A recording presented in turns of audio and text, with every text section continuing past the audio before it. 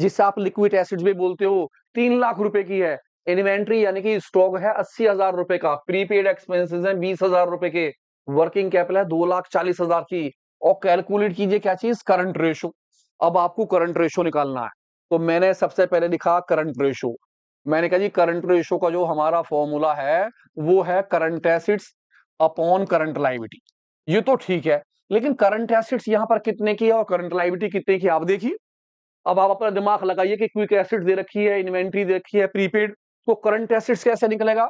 आप कहोगे भैया करंट एसिड्स का मतलब है quick acids plus inventory. Inventory को अगर इसमें प्लस कर लें और साथ में आप इसमें जोड़ दें प्रीपेड, तो वो तीनों के तीनों जुड़ के करंट एसिड्स कहलाती हैं। तो मैंने देखा सबसे पहले क्विक एसिड 3 लाख रुपए की है, तो मैंने क्विक एसिड्स के 3 लाख रुपए लिख लिए, क्योंकि मेरे पास करंट एसिड तो है नहीं। इन्वेंट्री यानी कि स्टॉक के 80,000 है, मैंने इसे ऐड कर लिया। इसके साथ साथ ही प्रीपेड एक्सपेंसेस के 20,000 रुपए मैंने इसमें ऐड कर डाले। और मैंने देखा जी मेरे पास क्या आ जाएगा, करंट एसिड्स।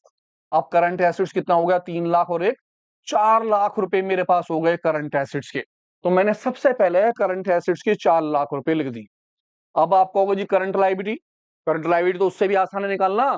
क्यों है, क्योंकि इसने क्या दे दिया, वर्किंग कैपिटल। ध्यान रखिए, जब भी आपको वर्किंग कैपिटल देगा तो करंट एसिड्स या करंट लायबिलिटी एक दोनों में से एक चीज फाइंड कराए, तो आप अपनी अपनी वैल्यूएशन भर दीजिए। वर्किंग कैपिटल के पैसे वर्किंग कैपिटल में लिख लीजिए 2,40,000। अब इन दोनों में से जो भी चीज आपके पास अवेलेबल है आप उसे लिख लीजिए। मेरे पास एसिड्स है तो मैंने एसिड्स लिख दिया, इसके मतलब मुझे लायबिलिटी निकालनी है। अब मैंने कहा जी करंट लायबिलिटी इक्वल टू मेरे पास हो गया 4 लाख में से मैं माइनस कर दूं 2,40,000। जब मैं 2,40,000 माइनस कर दूंगा तो मेरी करंट लायबिलिटी हो जाती है 1,60,000 रुपए की। इस तरह से मेरे पास करंट लायबिलिटी भी आ गया और करंट एसिड्स भी आ गया। मैं आ गया इस तरफ, करंट लायबिलिटी में मैंने लिख दिए 1,60,000 और आराम से मैंने सबकी जीरो काट दी। 4 जीरो से 4 जीरो कट गई, 40 ऊपर लिख दिया और 16 का मैंने कर दिया डिवाइड। अब जब मैं 16 का डिवाइड करूंगा तो 16 से कितनी बार जाएगा, 16 दूनी 32,